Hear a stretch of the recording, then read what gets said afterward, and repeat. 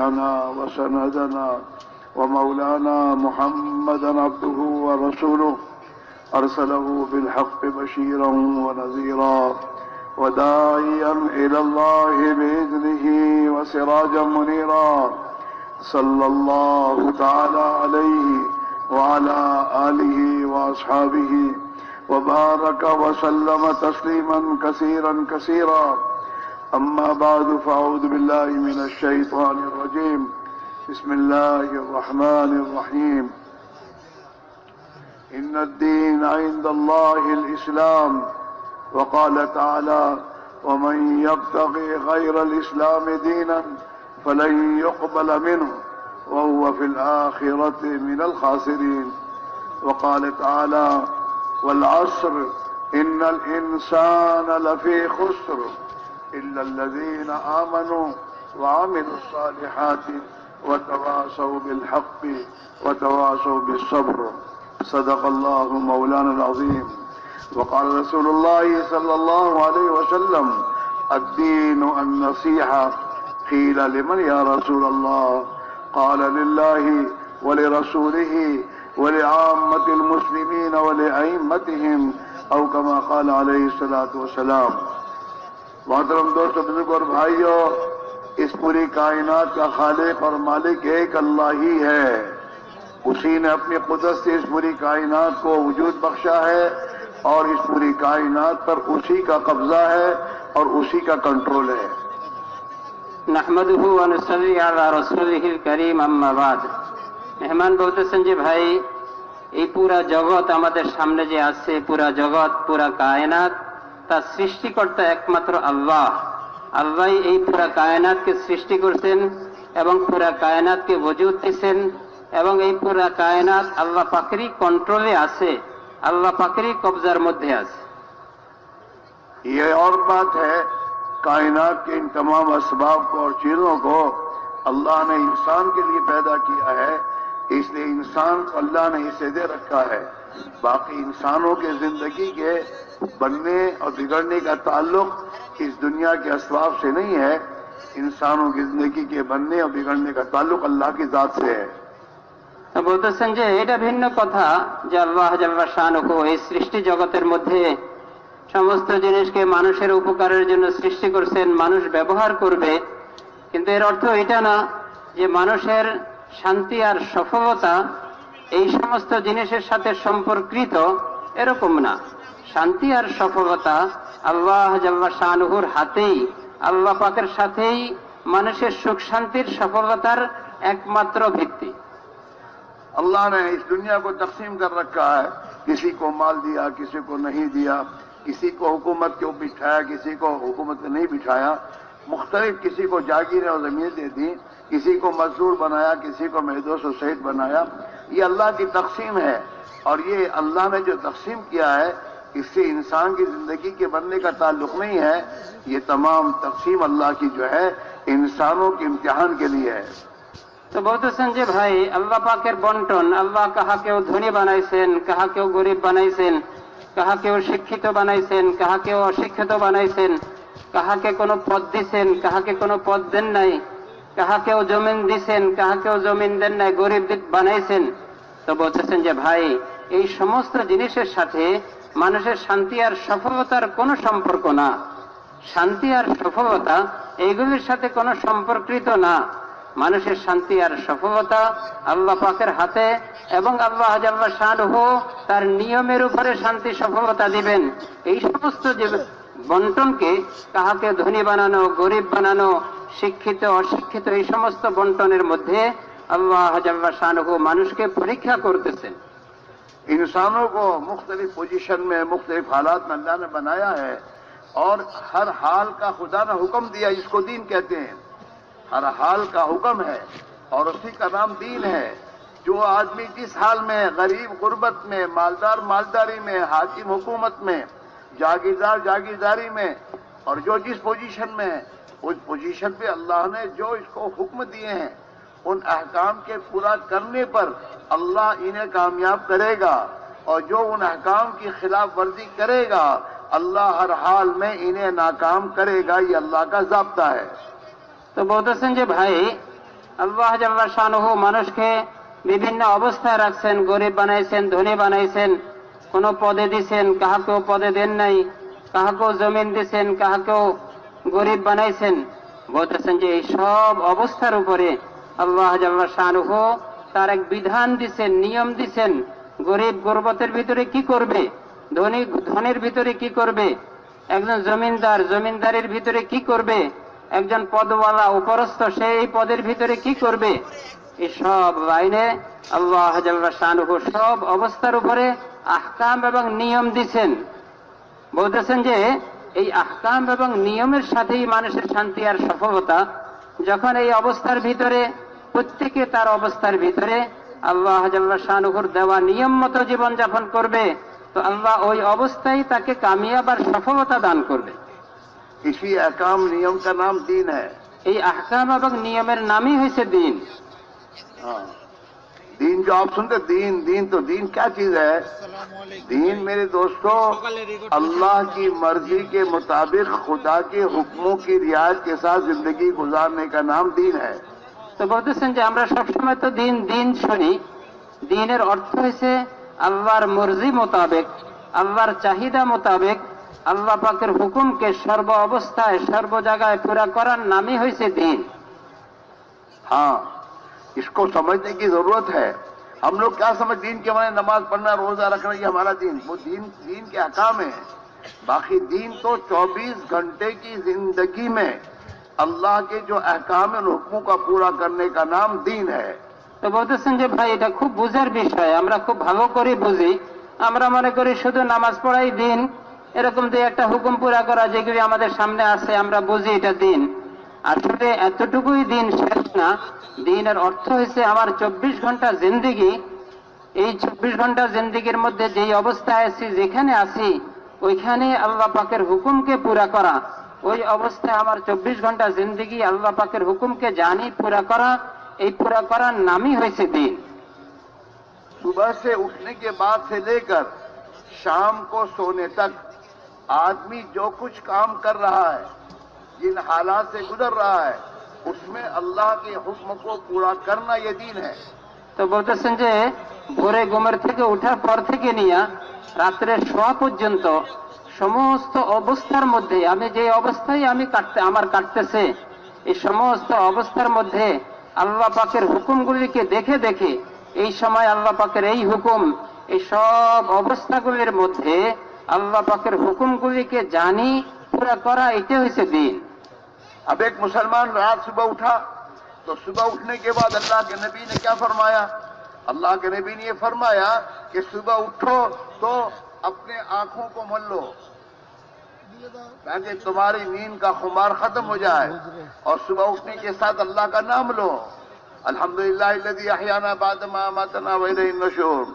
सुबह उठने के बाद इस्तिंजा करो, पाकी हासिल करो, वुजू करो, ये सब के तरीके हुजूर ने बताए। उन तरीकों के साथ वो तमाम काम जो करेगा वो सब दीन है। मुसलमान का सुबह उठकर अपनी नबी की सुन्नत पर अमल की नीयत से ये यूं आंखों पर हाथ फेरना, ये दीन है, और इस पर इसे अल्लाह अज्र देगा। इसका आप वहां से उठकर अपने घर में, अपने घर के पानी में अपने हाथ डालने से पहले हाथ धोकर फिर पानी में हाथ डालना, ये दीन है, सुन्नत समझ के करना। ऐसे ही मेरे दोस्तों इसका चलना, इसका बैठना, फिरना, उठना, इसका बोलना, इसकी आंखों से देखना, ये सब दीन है। कब? जबकि ये अल्लाह के हुक्म की रियायत के साथ प्यारे नबी हजरत मोहम्मद रसूलुल्लाह सल्लल्लाहु अलैहि वसल्लम के तरीके पर करेगा, ये सब दीन है। তো বলতেছেন যে ভাই আমরা সকালে যখন ঘুম থেকে উঠি, এই উঠার পর থেকেই আমাদের দিন আছে। যেমন উঠার পরে আমি চোখটা হাত দিয়ে একটু মলে নিলাম যাতে আমার ঘুমের অবস্থাটা দূর হয়ে যায়। তারপরে আমি দোয়া পড়ি, আলহামদুলিল্লাহিল্লাযী আহইয়ানা বাদা মা আমাতানা ওয়া ইলাইহিন নুশুর। এরপরে আবার ওযু ইস্তিনজা আছে, এগুলিও আল্লাহ পাকের হুকুম মতো নবীর তরিকা মতো করি। বলতেছেন যে ভাই সারাদিন আমার উঠা বসা চলা ফিরা দেখা কাজকর্ম করা, যেই কোনো আমি কাজ করি, যেই কোনো আমার অবস্থা, এই অবস্থায় যখন আমি আল্লাহ পাকের হুকুমকে দেখব, নবী মুহাম্মদ সাল্লাল্লাহু আলাইহি ওয়াসাল্লামের তরিকার আয়াতের সাথে ওই কামটা করব। আমার যেই কামটা, আমার হাঁটাটাও, আমার দেখা, আমার ধরা, আমার চলাফেরা, আমার সব কিছু আল্লাহ পাকের হুকুম মতো, নবী সাল্লাল্লাহু আলাইহি ওয়াসাল্লামের তরিকা মতো যদি আমি পুরা করি, তো এটাই আমার দিন, এটাই আমার দিন হবে। এর উপরও আমাকে আল্লাহ আজর দিবেন। এটা বলতেছেন যে ভাই ঘুম থেকে ওঠার পরে এখন আমি ওযু করব, আমার হাতের তো কি অবস্থা জানা নাই, এজন্য শরীয়তের হুকুম যে আমি সর্বপ্রথম হাতটা পানি দিয়ে ধুয়ে নিই, তারপরে ভান্ডের মধ্যে হাত রাখি। যদি আমি এটাকে দিন মনে করি, নবীর সুন্নত মনে করি জানি করি, তো এটার উপরও আল্লাহ আমাকে আজর দিবেন। আমি যে হাত দিয়ে চোখটা মুললাম, এটা যেহেতু সুন্নত তরিকা আমি পুরা করছি, নবীর আমল পুরা করছি, এর উপরও আল্লাহ আমাকে আজর দিবেন। ये हमारा दीन है मेरे दोस्तों। मुसलमान दुनियादार नहीं होता, मुसलमान तो हर हाल में दीनदार होता है। তো বলতেছেন যে মুসলমান তো কখনো দুনিয়াদার হয় না। দুনিয়াদার অর্থ হয়েছে যে শুধু দুনিয়ার জন্যই, মুসলমান তো সবসময় দিনদার। এই জন্য যে মুসলমানের প্রত্যেকটা কাম আল্লাহর হুকুম মতো, নবীর তরিকা মতো করবে, তো দিন হবে, দিনদারই হবে। मुसलमान कारोबार करता है तो ये दुनिया नहीं है। अगर इस कारोबार में ये अल्लाह के हुक्मों की रियायत के साथ हजरत रसूलुल्लाह सल्लल्लाहु अलैहि वसल्लम के तरीके पर अगर तिजारत करेगा तो ये तिजारत दीन है। मुसलमान हुकूमत की कुर्सी पे बैठा है, ये दुनिया नहीं है। अगर ये हुकूमत की कुर्सी पर अल्लाह के हुक्मों की रियायत के साथ और नबी के तरीके पर जिंदगी गुजार रहा है, तो इसका हुकूमत करना भी मेरे तो दीन है। यहां तक कि नबी ने फरमाया कि इंसाफ के साथ जिंदगी गुजारने वाला हाकिम और बादशाह अल्लाह के यहाँ अपनी इस हुकूमत के जरिए इतना कुर्ब हासिल कर लेता है कि आदिल बादशाह की दुआ खुदा रद्द नहीं करता, आदिल बादशाह की दुआ खुदा कबूल करता है। তো বলতেছেন যে ভাই মুসলমানের সব কাজই দিন যখন নবীর তরিকা মতো করবে। তো বলতেছেন যে মুসলমান ব্যবসা করে, এই ব্যবসাটা দুনিয়া না। যেহেতু মুসলমান ব্যবসা করবে, আল্লাহর হুকুম জানি করবে, মুহাম্মদ সাল্লাল্লাহু আলাইহি ওয়াসাল্লামের তরিকা মতো করবে, মন মতো করবে না, আল্লাহ পাকের হুকুমের রিয়ায়ত করে, মুহাম্মদ সাল্লাল্লাহু আলাইহি ওয়াসাল্লামের তরিকার রিয়ায়ত করে ব্যবসা করবে, তো এই ব্যবসাটাও দিন হবে। বলতেছেন যে মুসলমান হুকুমতের কুরসির মধ্যে চেয়ারে বসে সেও দিনদার, দিন হবে। এই জন্য যে মুসলমান সে কুরসির মধ্যে বসে, হুকুমতের চেয়ারে বসে তার মন মতো চালায় না, বরং আল্লাহ পাকের হুকুম দেখে, নবীর তরিকা দেখে, আল্লাহ পাকের হুকুম মতো বলতেছেন যে হুকুমত চালায়, নবীর তরিকা মতো হুকুমত চালায়। এই হুকুমত চালানোর কারণে, নবীর তরিকা মতো হুকুমত চালানোর কারণে সে আল্লাহ পাকের এত কুরব হাসিল করবে, এত নৈকট্য লাভ করবে। সে কুরসির মধ্যে বসে, হুকুমতের কুরসির মধ্যে বসে আল্লাহ পাকের এত বড় নৈকট্য লাভ করবে, সে আল্লাহর কাছে দোয়া করবে, আল্লাহ দোয়া কবুল করবেন, কখনো দোয়া ফিরাইবেন না। এই জন্য হাদিসের মধ্যে আসছে আদিল ইনসাফগার বাদশাহ দোয়া করবে, আল্লাহ ফিরাইবেন না, আল্লাহ কবুল করবেন। इसलिए मेरे दोस्त, ये जो हमारे भाई कहा करते हैं हम तो दुनियादार हैं, तू दुनियादार है ही नहीं, तू तो मुसलमान है, तू तो हुजूर का उम्मती है। तू हर हाल में, जिस हाल में भी है, उस हाल में अल्लाह के हुक्मों को पूरा करते हुए नबी के तरीके पर अल्लाह को राजी करने के जज्बे से काम करेगा, वो तेरा हर काम दीन बन जाएगा। और तू दीनदार है, तू दुनियादार नहीं है। তো বলতেছেন যে ভাই মুসলমান অনেকে বলে যে আমি তো দুনিয়াদার। বলতেছেন যে মুসলমান কখনো দুনিয়াদার হইতে পারে না। দুনিয়াদার কেমনে হবে? মুসলমান তো প্রত্যেকটা কাজকে আল্লাহর হুকুম জানি করবে, মুহাম্মদ সাল্লাল্লাহু আলাইহি ওয়াসাল্লামের তরিকা শিখি করবে এবং তরিকার খেয়াল করি করবে। তো মুসলমান যে কোনো কাজ আল্লাহর হুকুম মোতাবেক এবং হুজুর সাল্লাল্লাহু আলাইহি ওয়াসাল্লামের তরিকা মোতাবেক পুরা করবে, তো সে কিভাবে দুনিয়াদার হবে? সে তো এই অবস্থায় দিনদার। তো মুসলমানদের দুনিয়াদার হওয়ার দিক না, মুসলমান সব সময় দিনদার যদি আল্লাহর হুকুম জানি, মুহাম্মদ সাল্লাল্লাহু আলাইহি ওয়াসাল্লামের তরিকা জানি, নিজের সমস্ত কাজ পুরা করে। हदीस में है ताजिर सदूकुल अमीन, कि सच्चाई के साथ और अमानतदारी के साथ जो बिजनेसमैन ताजिर अपनी तिजारत करेगा, कयामत के दिन नबियों के साथ, शुहदा और सालिहीन के साथ उठाया जाएगा। হাদিসের মধ্যে আসছে যে সত্যিকার ব্যবসায়ী সততার সাথে ব্যবসা করবে এবং আমানতদারির সাথে ব্যবসা করবে, শরীয়তের হুকুম মতো হুকুম জানি ব্যবসা করবে, সততার সাথে এবং আমানতদারির সাথে ব্যবসা করবে। कहाँ जा रहे हो? ভাই কোথায় যাচ্ছে? ভাই ভাই क्या तुम्हारी आदत है? खेल बना रखा है बहन को। ভাই মেহরবানি করে বেশি লম্বা সময় তো হবে না, এই যে বসি একটু খুব ধ্যানের সাথে বসি, খুব ধ্যানের সাথে কথা শুনি। হ্যাঁ মাশাআল্লাহ, একটু কষ্ট হইবে তো, আর আগামী দিন তো আর পাবো না, এটা আজকে শেষ দিন আমাদের। बच्चों का काम है, बैठे उठ गए, चलो कोई बात है। তো বলতেছেন যে ভাই বসছি ধ্যানের সাথে শুনি, খুব জমে বসি। তো বলতেছেন যে একজন ব্যবসায়ী সে যদি নাকি সততার সাথে এবং আমানতদারির সাথে ব্যবসা করে, নিজের মন মতো না, আল্লাহ পাকের হুকুম মতো, নবীর তরিকা মতো আমানতদারির সাথে ব্যবসা করে, তো হাদিসে পাকের মধ্যে আসছে এমন ব্যবসায়ীর হাসর নসর নবীদের সাথে হবে, সিদ্দিকিন, শুহাদা, সালিহিনদের সাথে হবে। मुसलमान दुनिया के काज में, काम में दुनिया कमाने नहीं जाता। मुसलमान अपने हर काम में आखिरत बनाने के लिए जाता है। তো বলতেছেন যে মুসলমান দুনিয়ার কোনো কাজে দুনিয়া বানাইতে যায় না, দুনিয়া বানানোর জায়গা না। মুসলমান যত কাজে যাবে সমস্ত কাজে আখিরাত বানানোর জন্য যায়। यही फर्क है मुसलमान में और गैर मुस्लिम में।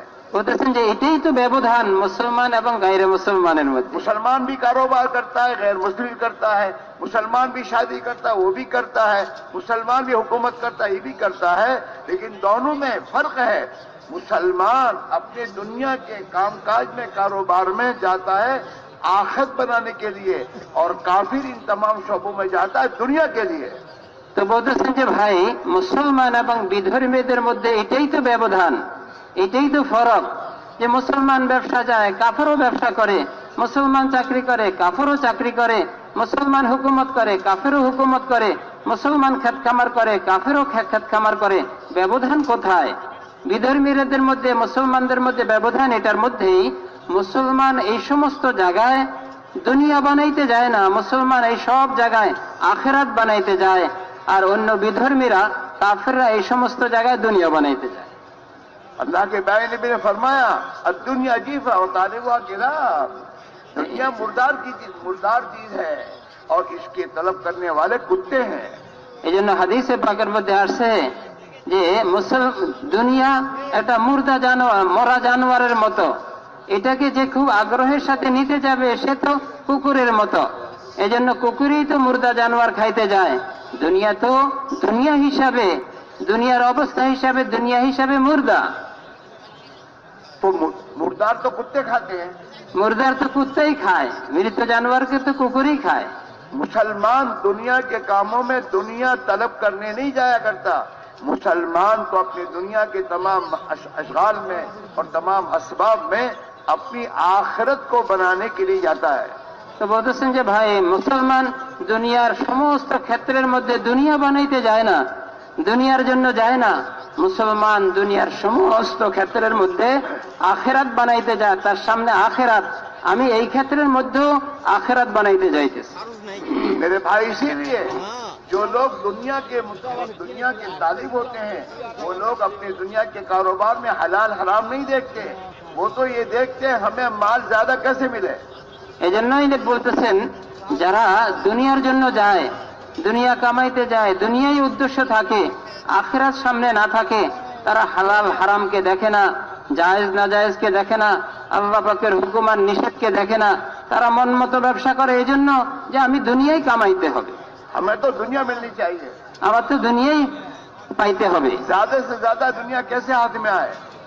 বেশির থেকে বেশি আমি কিভাবে দুনিয়া পাই, এই জন্যই তো সে কোনোটারই খেয়াল করে না। अगर झूठ से मिलेगी तो झूठ बोलेगा, মিথ্যা যদি পাওয়া যায় মিথ্যাই বলবে, धोखे से मिलेगी धोखा देगा। ধোকার দ্বারা যদি পাওয়া যায় ধোকাই দিবে। ये समझता है कि 1 किलो को पौने किलो कम, 1 पाव किलो कम दूंगा तो मुझे इतना माल ज्यादा मिलेगा, तो वो डंडी मारेगा। জি, তো বলতেছেন যে সে তো চিন্তা করছে 1 কেজির জায়গায় যদি আমি 200 গ্রাম কম দিতে পারি তাহলে তো এই পরিমাণ পয়সা আমার বেশি বাড়বে, আমার বেশি লাভ হবে। তো সে তো এই উদ্দেশ্যে কমই দিবে, সে কখনো সমান দিবে না। इसलिए मेरे भाइयों, ये फर्क है।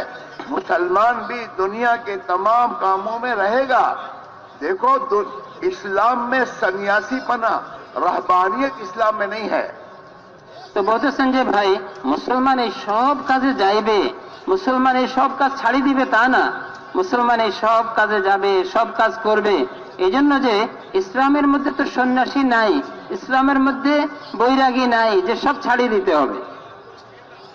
इन तमाम शोबों में ये जाएगा, अल्लाह का बंदा बनकर और नबी का उम्मती बनकर इन तमाम शोबों में जिंदगी गुजारेगा। তো বলতেছেন যে এই সমস্ত ক্ষেত্রের মধ্যে এক একজন মুসলমান আল্লাহর বান্দা হয়ে যাবে এবং মুহাম্মদ সাল্লাল্লাহু আলাইহি ওয়াসাল্লামের উম্মত হয়ে এই সমস্ত ক্ষেত্রের মধ্যে যাবে এবং এগুলি পুরা করবে। बात समझ में आ रही है? ভাই এটা খুবই তো নিষেধ। अरे कयामत के दिन अल्लाह जब कहेगा इसमें जान डाल तो तेरे हो जाएगी, खट्टी का दूध याद आ जाएगा। বলছেন যে কিয়ামতের দিন তো আল্লাহ জিজ্ঞাসা করবে তুমি যে এটা করছো এখন জান দাও, রু দাও, তখন কি আমরা পারবো? এই জন্য খুব নিষেধ, এটা করিয়েন না, না করাই ভালো। अरे जान जिंदगी है, जो मर्जी मैं करो। বলতেছেন যে ভাই মন মতো কিছুই না করি, আমরা সবসময় আল্লাহ পাকের হুকুম নবীর তরিকা মতো দেখি সব কাজ করি, তাহলে সহজ হয়ে যাবে। ईमान की बात सुनने बैठे हैं, फोटो खींच रहे हैं। বলতেছেন যে ইমানের কথা শুনতেছি, এদিকে আবার ফটো তুলতেছি, এটা তো কত কঠিন জিনিস। फोटो खींचने वाले को कयामत अल्लाह ने कहेंगे इसमें जान डाल, कहां से डालोगे जान? যে ফটো উঠাবে কিয়ামতের দিন তাকে বলা হবে এই ফটোর মধ্যে তুমি জান দাও, রু দাও, তো সে কি পারবে? তার কি সাধ্য আছে এটা? इसलिए मेरे भाई मेरे अजीज हो, ये दावत और तबलीग की जो मेहनत है, ये दावत और तबलीग की मेहनत का मकसद यही है मेरे भाइयों कि हम अपनी जिंदगी का मकसद समझें, हम कौन है और हमारी क्या जिम्मेदारी है। তো বলতেছেন যে ভাই দাওয়াত ও তাবলীগের মেহনতের উদ্দেশ্য এটা যে আমরা আমাদের জিন্দেগির উদ্দেশ্য বুঝি, আমরা আমাদেরকে চিনি আমি কে এবং কেন আল্লাহ আমাকে দুনিয়াতে পাঠাইছেন, আমার জিম্মাদারি কি, আমার দায়িত্ব কি, আমার জিন্দেগির মাকসাদ কি। দাওয়াত ও তাবলীগের মেহনতের দ্বারা এটাই বোঝানো হইতেছে। यूं तो पूरी दुनिया में 750 करोड़ इंसान है, তো বলতেছেন যে আজকে পুরো দুনিয়ার মধ্যে 750 কোটি মুসলমান। हम सिर्फ इंसान नहीं हैं, हम अल्लाह के बंदे हैं, ईमान वाले हैं और हुजूर पाक अलैहिस्सलाम के उम्मती हैं। इस एतबार से हमारी क्या जिम्मेदारी है। তো বলতেছেন যে ভাই আমরা তো এমনি মানুষ না, আমরা তো হচ্ছে আল্লাহ পাকের বান্দা এবং হুজুর সাল্লাল্লাহু আলাইহি ওয়াসাল্লামের উম্মত। হুজুর সাল্লাল্লাহু আলাইহি ওয়াসাল্লামের উম্মত হিসাবে আমার জিম্মাদারি কি, আমার কাম কি, হুজুর সাল্লাল্লাহু আলাইহি ওয়াসাল্লামের উম্মত হিসাবে আমার উপরে কত বড় দায়িত্ব আসছে এটা বোঝা। पहले चली बात आपने छोड़ दी, पूरी दुनिया में 750 करोड़ इंसान ही कहो पहले, सही? हाँ, तो उन 750 करोड़ इंसानों में अल्लाह ने मुझे और आपको ईमान दिया है, हमें और आपको अल्लाह ने मुसलमान बनाया है। तो अब ये सोचना होगा कि मुसलमान होने के एतबार से मेरी क्या जिम्मेदारी है। তো বলতেছেন যে ভাই 750 কোটির মধ্যে আল্লাহ জাল্লা শানু আমাদেরকে ইমানের মতো দৌলত দিছেন, মুসলমান বানাইছেন, এত বড় নিয়ামত দিছেন। এই নিয়ামত হিসাবে আমার জিন্দেগির মাকসাদ কি, কাম কি, আল্লাহ যে আমাকে ইমান দিছেন, ইমান হিসাবে আমার দায়িত্ব কি, এটাও আমাদের বোঝার বিষয়। खाना पीना कमाना, बच्चे बात करना, ये तो इंसानों का काम है, सब इंसान करते हैं। हम मुसलमान हैं, हम हुजूर पाक अलैहिस्सलाम के उम्मती हैं। इस एतबार से हम पर अल्लाह ने क्या जिम्मेदारी रखी है। তো বলতেছেন যে ভাই খানা পিনা, ঘুমানো ইত্যাদি এগুলি সব মানুষই করে, এগুলি সবাই করে, কিন্তু আমি মুসলমান হিসাবে আল্লাহ যে আমাকে মুসলমান বানাইছেন, ইমানের দৌলত দিছেন, এই হিসাবে আমার জিম্মাদারি কি, আল্লাহর বান্দা হিসাবে হুজুর সাল্লাল্লাহু আলাইহি ওয়াসাল্লামের উম্মত হিসাবে আমার কি দায়িত্ব, এটাও আমার বোঝার বিষয়। अल्लाह रब्बुल इज्जत के कुरान और हदीस में जितने वादे हैं वो मुसलमानों के साथ हैं, ईमान वालों के साथ है, जो अपने ईमान को बनाते हुए और अल्लाह ने मुसलमान को जो जिंदगी गुजारने का हुक्म दिया है उसके मुताबिक जिंदगी गुजारेंगे, अल्लाह उनके साथ अपने वादे पूरे करेगा। اس اللہ کا وعدہ ہے کہ اللہ تمہیں کو بلند و بالا کرے گا، تمہیں عزت دے گا، دنیا میں تمہیں چمکائے گا، اللہ تمہاری دنیا میں تمہاری بات کو چلائے گا، اور اللہ تمہیں تمہارے خوف و امن سے اللہ بدلے گا۔ لیکن یہ تمام وعدے کس بات پر ہیں؟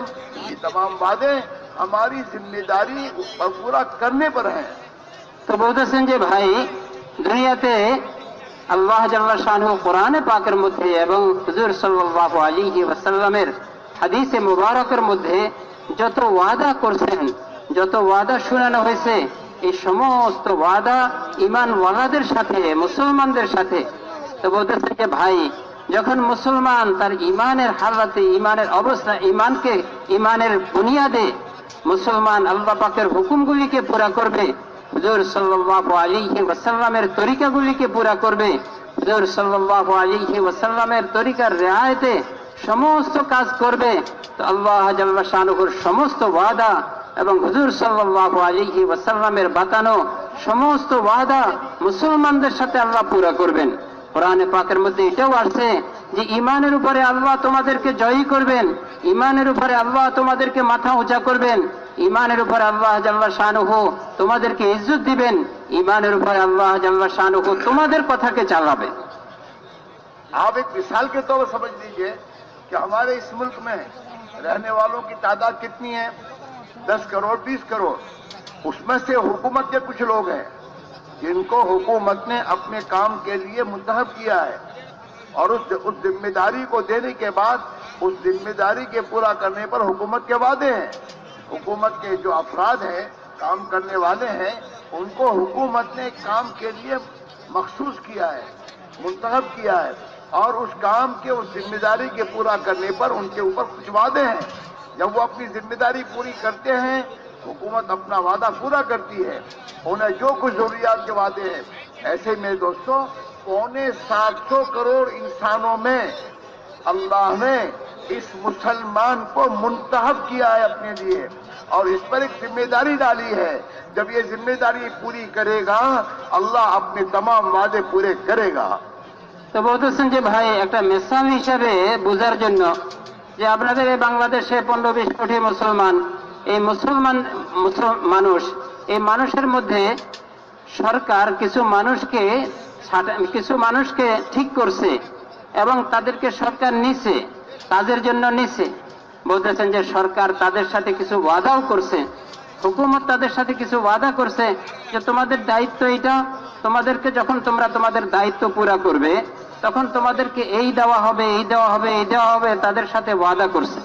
তিনি বলতেছেন যে ভাই, তদ্রূপেই পুরা পৃথিবীর মধ্যে 700 কোটি মানুষ, এই মানুষের মধ্যে আল্লাহ জাল্লা শানুহু মুসলমানদেরকে বাছাই করছেন এবং মুসলমানদেরকে কিছু দায়িত্ব দিছেন, মুসলমানদেরকে কিছু কাম দিছেন, যখন এবং তাদের সাথে ওয়াদাও করছেন যে তুমি এই কাজ পুরা করবে, এই কাজ পুরা করবে, তো তোমার সাথে আমি এই ওয়াদা পুরা করব।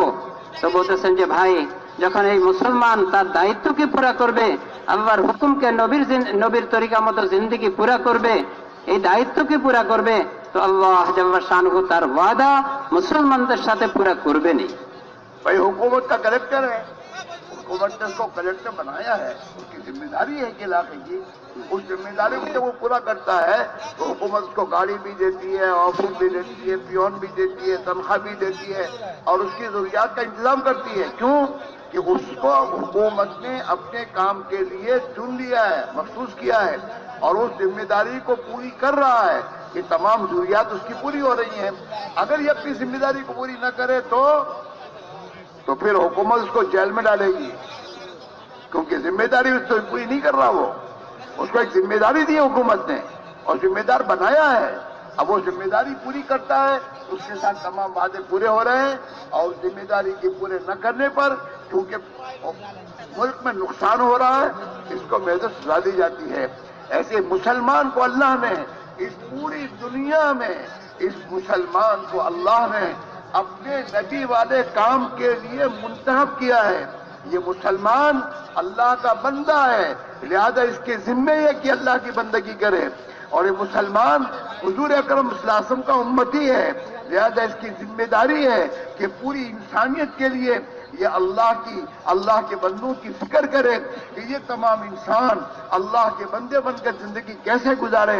ये दो जिम्मेदारियां हर मुसलमान पर है, चाहे वो बादशाह हो, चाहे वो वजीर हो, चाहे वो मालदार हो, चाहे फैक्ट्री का मालिक हो, चाहे मजदूर हो, चाहे एक वक्त खाना खाता हो, लेकिन है वो मुसलमान इसके जिम्मे ये दो जिम्मेदारियां हैं। इन दो जिम्मेदारियों को पूरा करने पर अल्लाह उसकी दुनिया और आखिरत दोनों बनाई है। তো বলতেছেন যে ভাই, হুকুমত যেরকম কোনো ব্যক্তিকে বাছাই করে এবং তাকে কোনো বড় জিম্মাদারি দেয়, যেমন একজনকে কালেক্টর বানাইছে, ডিসি বানাইছে, তাকে একটা এলাকার জিম্মাদারি দিছে, দায়িত্ব দিছে, কাম দিছে, কাম পুরা করার উপরে সরকারি পক্ষ থেকে তার সবকিছুকে দেখা হয়, তার সুবিধাগুলিকে দেখা হয় এবং তার জরুরতগুলি পুরা করার জন্য সব লাইনে সরকার চেষ্টা করে। তার জন্য গাড়ির ব্যবস্থা করে, বাড়ির ব্যবস্থা করে, অন্যান্য সমস্ত সুবিধার ব্যবস্থা করে। এই জন্য যে সরকার তাকে বাছাই করছে, তাকে কাম দিছে এবং সে সঠিকভাবে কামটা পুরা করতেছে, তার দায়িত্বটা পুরা করতেছে। এই জন্য সরকার তার সবকিছু সুবিধার দিক খেয়াল করে তার সব সুবিধার ব্যবস্থা করে। বলতেছেন যে যদি নাকি সে তার দায়িত্ব পুরা না করে, এটার দ্বারা হুকুমতের ক্ষতি হবে, বিশৃঙ্খলা দেখা দিবে, তখন তাকে শুধু তার সুবিধা দেখবে না, বরং তাকে জেলখানা পাঠাবে, যেহেতু দায়িত্ব পুরা না করার কারণে ক্ষতি হইতেছে। ঠিক তদ্রূপেই মুসলমানদেরকে আল্লাহ জাল্লা শানহু এত মানুষের ভিতরে মুসলমানদেরকে বাছাই করছেন এবং মুসলমানদেরকে বহুত বড় দায়িত্ব দিয়েছেন। এই মুসলমান সে আল্লাহ পাকের বান্দা এবং শেষ নবীর উম্মত মুহাম্মদ সাল্লাল্লাহু আলাইহি ওয়াসাল্লামের উম্মত। আল্লাহর বান্দা হিসাবে তার জিন্দেগি বন্দিগির সাথে কাটবে, আল্লাহর হুকুম মতো কাটবে। হুজুর সাল্লাল্লাহু আলাইহি ওয়াসাল্লামের উম্মত হিসাবে বহুত বড় দায়িত্ব। পুরা মানব জাতির জন্য সে ফিকির করবে, পুরা মানব জাতিকে কিভাবে জাহান্নাম থেকে মুক্ত করা যায়, আল্লাহর হুকুমের উপর উঠানো যায়, তার জিন্দেগি পরিবর্তন করা যায় এবং তাকে আল্লাহ পাকের হুকুমের মধ্যে আনা যায়। বলতেছেন যে এক একজন মুসলমানদের জিম্মায় এটা। মুহাম্মদ সাল্লাল্লাহু আলাইহি ওয়াসাল্লামের উম্মত হিসাবে এক একজন মুসলমানকে আল্লাহ বাছাই করছেন, এত বড় জিম্মাদারি দিচ্ছেন যে পুরা মানব জাতির জন্য সে চিন্তা করবে, ফিকির করবে, মেহনত করবে, তার সকাল সন্ধ্যা এর উপরে কাটবে। বলতেছেন যে যখন এই জিম্মাদারি সে পুরা করবে, আল্লাহর বান্দা হিসাবে বন্দেগী, হুজুর সাল্লাল্লাহু আলাইহি ওয়াসাল্লামের উম্মত হিসাবে নুমাইন্দিগি পুরা করবে, জিম্মাদারি পুরা করবে, তো আল্লাহ জাল্লা শানহু তার দুনিয়া বানাই দিবেন, তার আখিরাত বানাই দিবেন। যত সুবিধার ওয়াদা করছেন, যত আজর সওয়াবের ওয়াদা করছেন, সমস্ত আজর সওয়াব ওয়াদা আল্লাহ পুরা করবেন। मेरे अजीज में दोस्तों भाइयों, असल बुनियादी चीज समझने की जरूरत है। हम अल्लाह के बंदे पहले हैं, फिर हम कारोबारी हैं। हम अल्लाह के बंदे पहले हैं, फिर हम फैक्ट्री वाले हैं। अल्लाह के बंदे हम पहले हैं, फिर हम हुकूमत वाले हैं। अल्लाह के बंदे हम पहले हैं, फिर हम मेरे दोस्तों कारखाने वाले हैं। पहले हम अल्लाह के बंदे हैं, फिर हम सब हैं।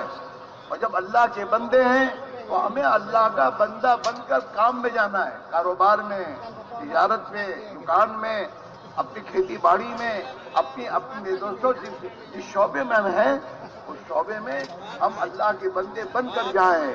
अल्लाह के बंदे बनकर जाने का क्या मतलब है कि उस शोबे में हम अल्लाह के हुक्मों के पाबंद बनकर, नबी के तरीके के पाबंद बनकर अगर हम जाएंगे तो अल्लाह ताला फिर अपनी तमाम गैबी कुदरत और ताकत को हमारे साथ करके अल्लाह हमें कामयाब करेगा। তো বলতেছেন যে ভাই, এটা বুঝার বিষয়, খুব ভালো করি বুঝার বিষয় যে আমরা সর্বপ্রথম আল্লাহর বান্দা, তারপরে আমি ব্যবসায়ী। আমরা সর্বপ্রথম আল্লাহ পাকের বান্দা, তারপরে আমি কারখানাওয়ালা। আমি সর্বপ্রথম আল্লাহ পাকের বান্দা, তারপরে আমি হুকুমতওয়ালা। আমি সর্বপ্রথম আল্লাহর বান্দা, তারপরে আমি ক্ষেত খামারওয়ালা। আমি সর্বপ্রথম কি আল্লাহর বান্দা, তারপরে আমি ঘর বাড়িওয়ালা। আমি বুঝতে হবে এটা যে আমি আগে কে। বলতেছেন যে আল্লাহর বান্দার অর্থ কি? আল্লাহর বান্দা হওয়ার অর্থ এটাই যে আমি এই সমস্ত ক্ষেত্রগুলির মধ্যে যাব, কিন্তু মন মতো চালাবো না। এই সমস্ত ক্ষেত্রগুলির মধ্যে যাই, আমি ক্ষেত খামারে যাই, আমি দোকানপাটে যাই, আমি ব্যবসা বাণিজ্যে যাই, আমি মিল ফ্যাক্টরিতে যাই, আমি হুকুমতে যাই, যেখানে যাই আমি আমার মন মতো এইগুলিতে চালাবো না। আমি দেখব এই ক্ষেত্রের মধ্যে আল্লাহ পাকের হুকুম কি, মুহাম্মদ সাল্লাল্লাহু আলাইহি ওয়াসাল্লামের তরিকা কি। বান্দা হওয়ার অর্থ হয়েছে আমি আল্লাহ পাকের হুকুমের পাবন্দ হয়ে, আল্লাহ পাকের হুকুমের অনুগত হয়ে, মুহাম্মদ সাল্লাল্লাহু আলাইহি ওয়াসাল্লামের তরিকার পাবন্দ হয়ে, অনুগত হয়ে এই সমস্ত ক্ষেত্রের মধ্যে যাব, এই সমস্ত ক্ষেত্রে কামগুলি পুরা করব।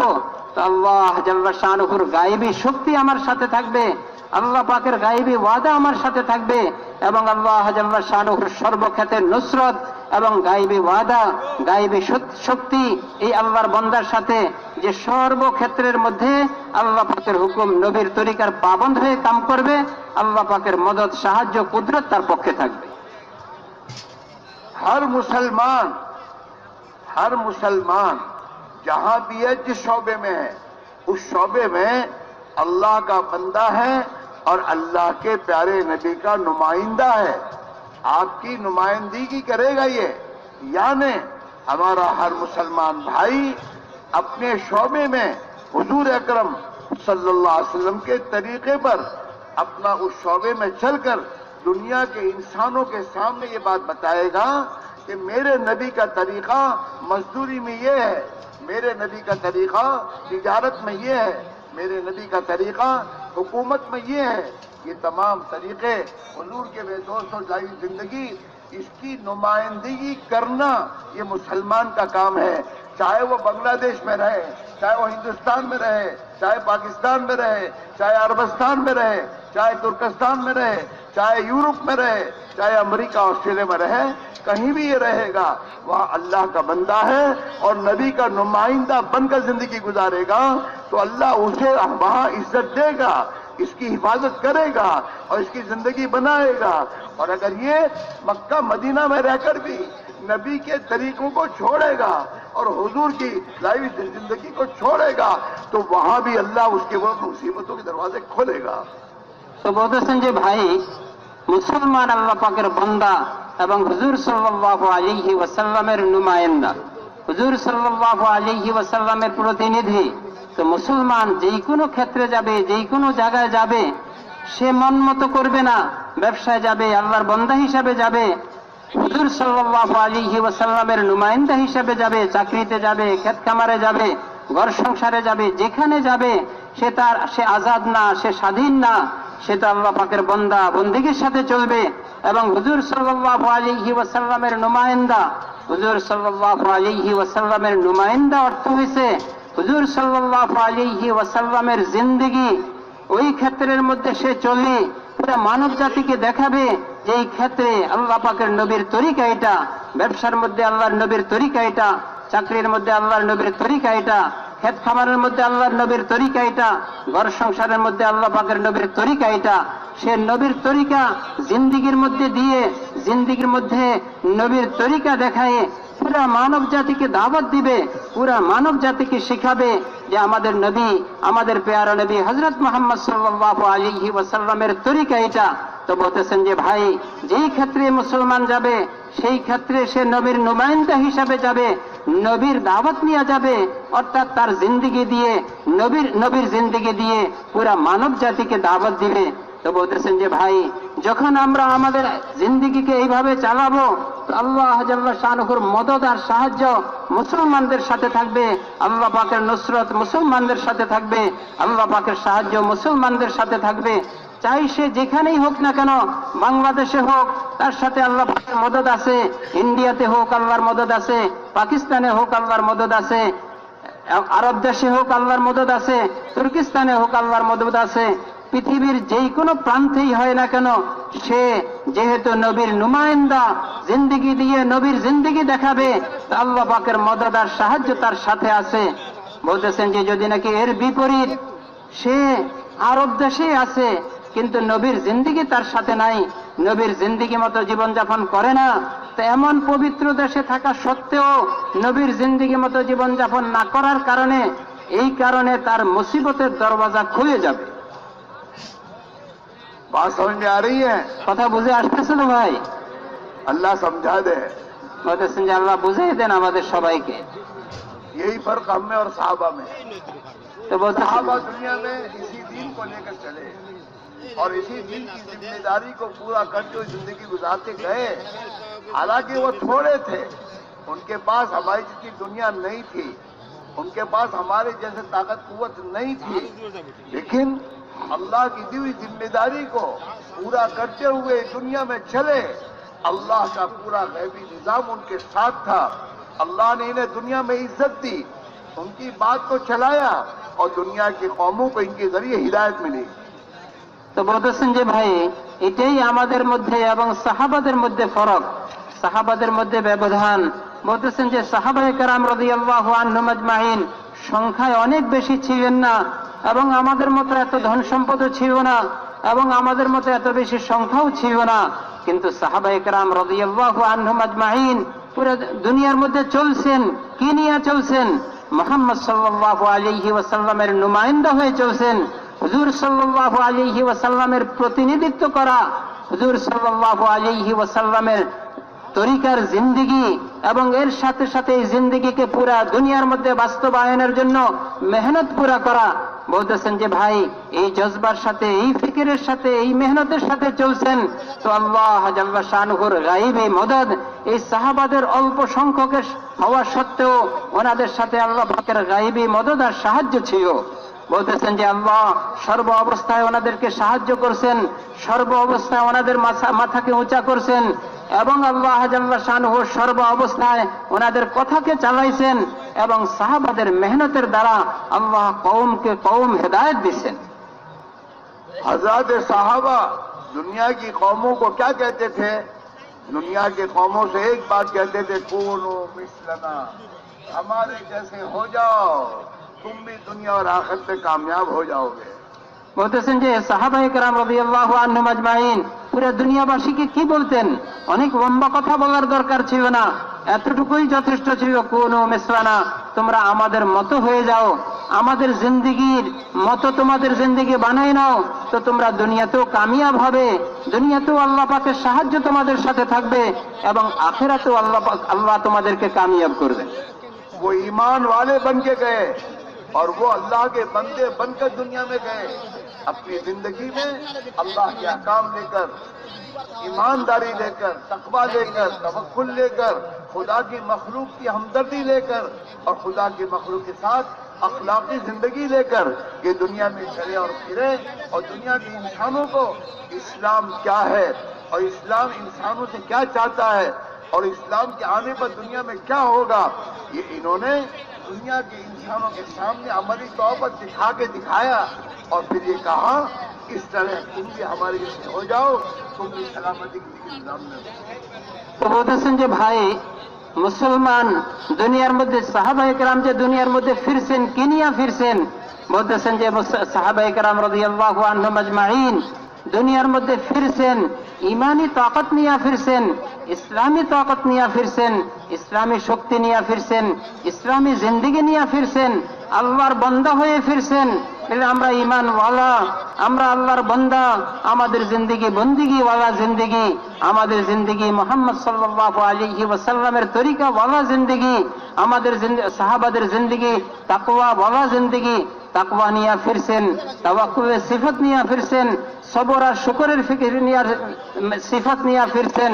বলতেছেন যে ইমানের তাকত নিয়ে ফিরছেন এবং পুরা মানব জাতিকে ওনাদের ইমান দেখাইছেন, ওনাদের তাকওয়া দেখাইছেন, ওনাদের পরহেজগারি দেখাইছেন, ওনাদের আখলাককে দেখাইছেন, আখলাকি জিন্দেগি উম্মতের সামনে পেশ করছেন। বলতেছেন যে ওনাদের সবর শুকর ইত্যাদির সিফাতকে পুরা দুনিয়ার সামনে পেশ করছেন। দেখো মুসলমানদের জিন্দেগি এমন, মুসলমানদের জিন্দেগির মধ্যে এই সিফাত, দিনী জিন্দেগি এমন, দিনী জিন্দেগির মধ্যে এই সিফাত, এই আখলাক, এই স্বভাব, এই চরিত্র, এই হামদর্দি, পুরা দুনিয়ার হামদর্দির সাথে পুরা দুনিয়ার হিত কামনা দিলের মধ্যে নিয়ে মুসলমান সাহাবায়ে কেরাম ফিরছেন এবং এই কথাটা বলতে পারছেন যে দেখো তোমরা আমাদের মতো হয়ে যাও। বলতেছেন যে সাহাবায়ে কেরাম রাদিয়াল্লাহু আনহুম আজমাইন এই ঈমানি জিন্দেগি, আল্লাহর বন্দেগীর জিন্দেগি, মুহাম্মদ সাল্লাল্লাহু আলাইহি ওয়াসাল্লামের নুমাইন্দিগির জিন্দেগি এবং আখলাকি জিন্দেগি নিয়ে ফিরছেন। তো আল্লাহ জাল্লা শানুহু ওনাদের এই অল্প কথায় মানুষের মধ্যে পরিবর্তন আনছেন, কওমকে কওম হেদায়েত পাইছে।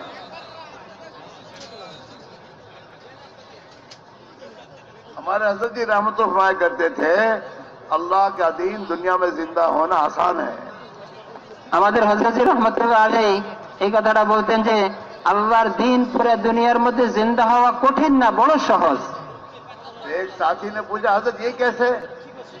কেউ জিজ্ঞাসা করছেন, একজন সাথী জিজ্ঞাসা করলেন এটা কিভাবে পুরো দুনিয়ার মধ্যে দিন জিন্দা হওয়া এত সহজ কিভাবে?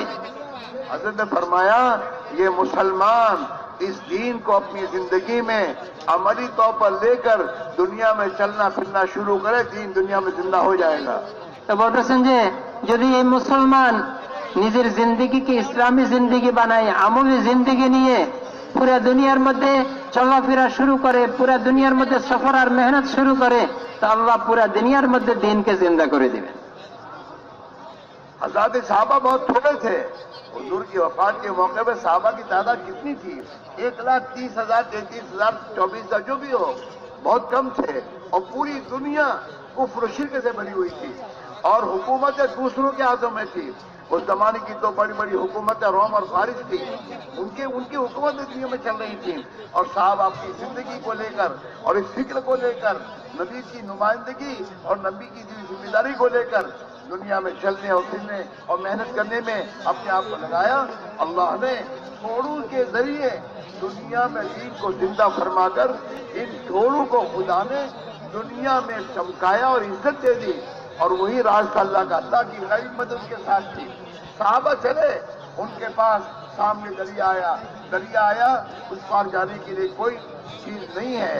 साहबा ने अल्लाह से कहा, अल्लाह मियां हमारे पास कुछ नहीं है, हमें उस तरफ जाना है, तो हमारी मदद फरमा। दुआ करके मदद की दुआ की। और जो अमीर जमात है उन्होंने अपने घोड़े को उस सीन में डाल दिया और चलते रहे। यहाँ तक कि ईरानी सामने से देख रहे हैं, ये तो घोड़ों पर आ रहे हैं और इतनी बड़ी नदिया में ये लोग डूब भी नहीं रहे और आ रहे हैं। तो उन्होंने कहा, ये किसान नहीं है, ये कोई देव है, देव। भागना शुरू कर दिया मेरे भाइयों।